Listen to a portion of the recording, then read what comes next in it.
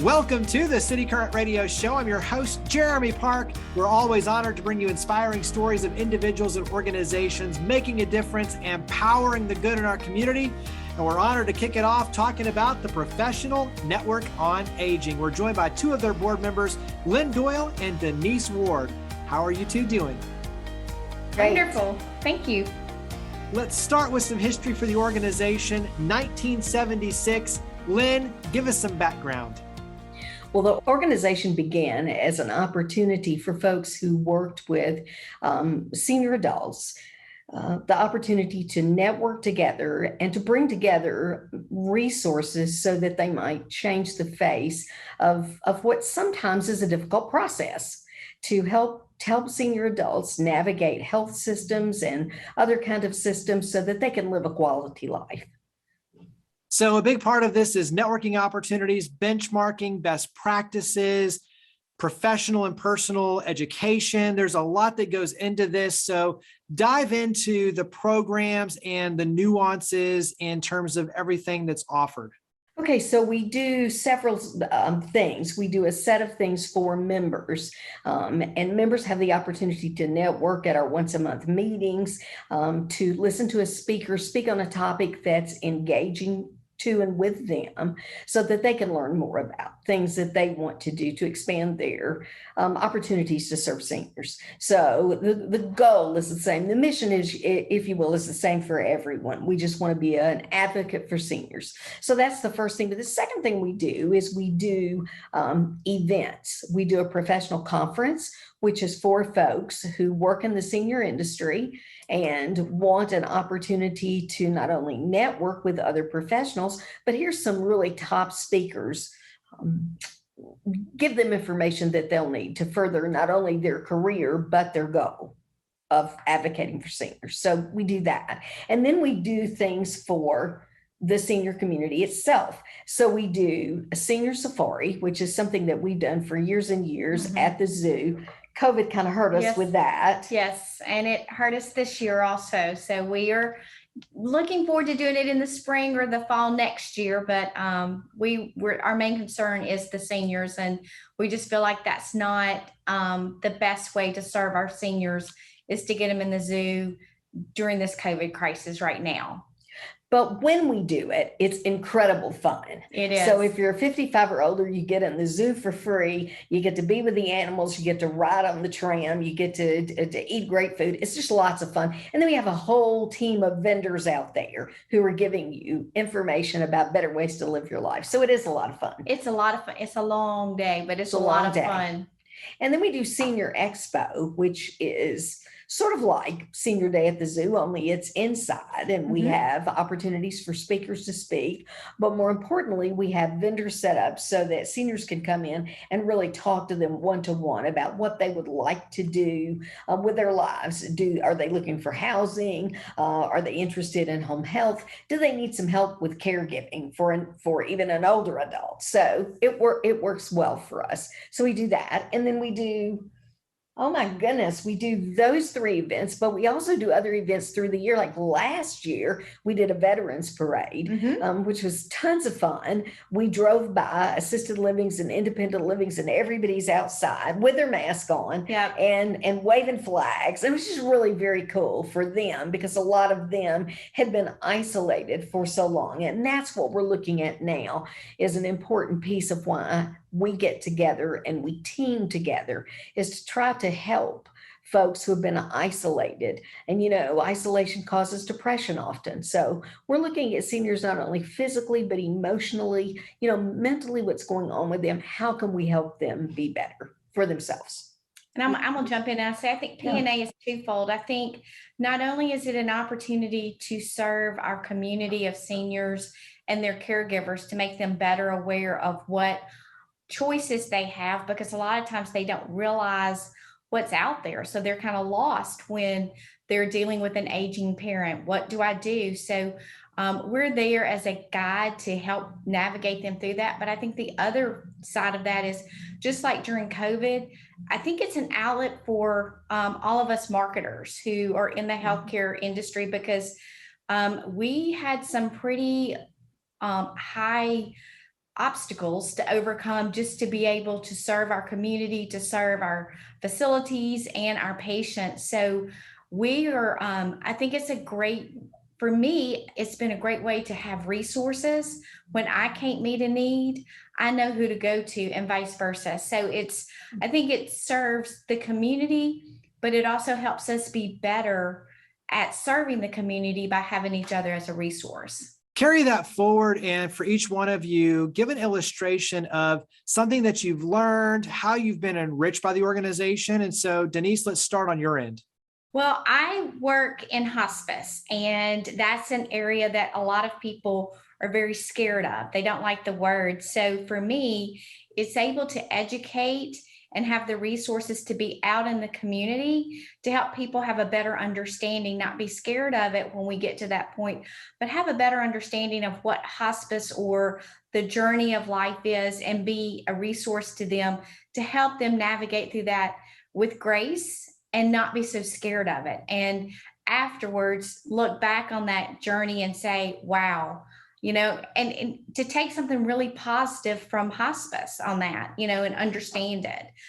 Lynn has been a great resource, and just other people like Lynn, like you, we all want to serve our community. So to me, this has allowed me to be a missionary here in my own city. We've put together, from this, we actually put together a panel to go out to churches and be able to answer questions, whether it's healthcare, whether it's home health or hospice, or changing things in the home to get them taken care of so that they can, use a wheelchair, get them adapted.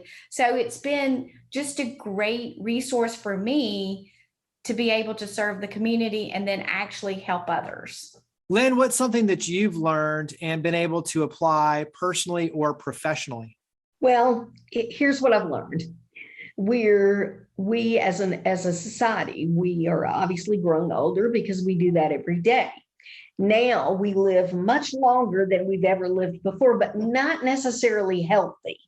We live, but I mean, we are seeing people now. I'm in psychiatrics, so I see folks every day who are 95 years old, 97 years old, 100 years old. Years ago we didn't live that long. So what happens, and what I've learned is to watch resources, because you grow older and you think, you're going to have enough money to sustain you and see you through, but you don't. You think you won't get dementia. You hope you won't, but you could, and chances are, even if we may not be on any medicines right now, and we're grateful for that, chances are we're going to be on lots of medicines in the future. Some we can afford, some we can't afford. So I think for me, it's been an opportunity to look ahead and to plan for my future, but in doing so, to help others plan for theirs, whether it is from a financial standpoint or a physical standpoint. We need to be preparing. This will carry us into a conversation about the upcoming event, the golf tournament that you have, that you really wanted to talk about coming on the show. But let's back up and talk about this from a community conversation, because Lynn, when you talk about the community and an aging population, a growing aging population, there's a lot that needs to happen for our community to be better equipped. And that's everything from access to housing, food, everything from a quality of life standpoint. We've got to be able to better adjust our community to be prepared for an aging community, a growing aging community. So talk about it from that lens, a community lens, in terms of the work you do and the importance and why the community needs to be a part of these conversations and care. I think one of the most important things is what Denise said earlier, and that is there's such power in talking to other people and asking questions and being good listeners, so that if we always think our lives are not going to change dynamically. We don't prepare for that. We think that the person we're with, we may be with the rest of our lives, but the truth is things happen. So I think it is important that as a community, we begin to have conversations at the table to talk about things that you mentioned. Housing, is there enough? There's a ton of housing, but guess what happens with housing? It's either really expensive or it's low-level housing Right. that people struggle with. Where's that medium? Where are we going to live?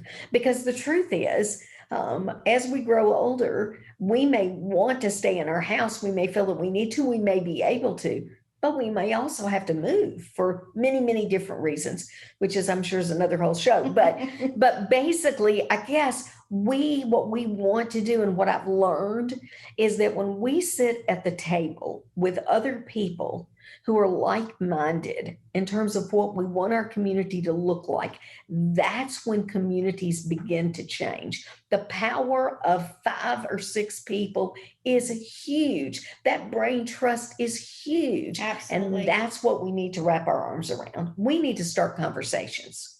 Yeah, that's awesome. Right. Lisa, what would you add to that?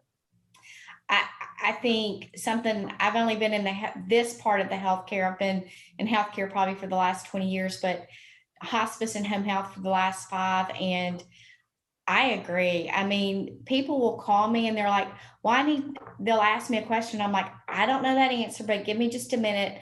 Let me call so-and-so. And then I think that's the biggest honor of being in this industry, is when somebody calls you as a resource, or you call them. And I think that's where you have to step back and say, I don't have all the answers, but I can get the answers for you through different avenues. And healthcare is continually changing. Medicare is continually changing. You know, finances are continually changing. So if we can help you navigate through that to get linked to the correct person, so that elderly people are not taken advantage of, I think that's a service that we can give our community, and we can walk into our community with pride, knowing that we have done good for it and for our elderly. All right, so you do have an event coming up. It's a golf tournament, September 20th, Windike Country Club. Dive in and give us the details. So I'm going to do a background check, and I'm going to tell you a little bit why we actually chose the golf tournament. Is because, just like what we're talking right now, we have a select group of marketers in the healthcare industry that meet monthly, and we get to know each other and use each other for resources, but yet our community does not know we exist as Professional Network on Aging and our law for serving the elderly. So with that being said, we wanted to come up with a event that we would reach different people within the community to help them better understand and help them be able to participate in what we're doing. So that's why we thought, with this, we're trying to reach out to different areas instead of continually to reach out just within our unique clique. So with that, I'm gonna let Lynn talk a little bit about the details. It's going to be an unbelievable golf tournament. I mean, we are at Windike, which is fabulous. And if you play golf and you've never played at Windike, well, shame on you, because that's the place to be. It's lovely. We're going to start out at about 7:30 in the morning, and that's the shotgun start. And let's see, we have, I can't even begin to know all the things, but we have obviously beverage carts, and we have lunch, we have awards, we have door prizes. I mean, it's more than just playing golf. It's going to be fun.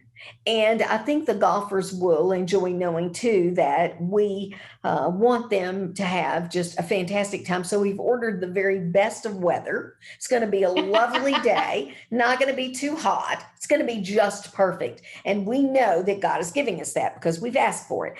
There's sponsorship opportunities. If folks want to sponsor, certainly they can give us a call. I'm going to give you a number here, 901-730-0528. And that's a number you can call and ask about sponsorships. You can also go on our website, which is pnamidsouth.org. I want to be sure I said it right, pnamidsouth.org. Or you can call Denise or me. We're happy to give you our number. Mine, 870-6278. Call me. I'd love to talk to you. I would too. I'm scared to give my number out, 901-268-6584. But we would love you to participate. If you want to sponsor, get your name out there. If you have a business and you want to sponsor a whole or lunch, we've got sponsorships from $10,000 all the way down to $300. So pick where you want to be in that range. But if you don't want to sponsor, we would love for you to get a team together. After COVID, we've all been holed up in our home. This is a perfect opportunity to get your workers together and form a team as a team sport together, a team event. So we would love for you to, that's one of the best ways that you can support us, is getting fellow golfers and workers to support a team and come out there and play golf and enjoy the day. Yes. Lynn, to your point, it's a great opportunity for the community to plug in, support your efforts, learn more about what you're doing, but most importantly, get involved. And so the golf tournament, once again, September 20th at Windike Country Club. All the details, sponsorship information, golf information, everything is at pnamidsouth.org. That's pnamidsouth.org. And that's obviously the initials for Professional Network on Aging. So Lynn, Denise, thank you for all you do. Thank you for coming on the show. Thank you. Appreciate your time. Thanks, Jeremy.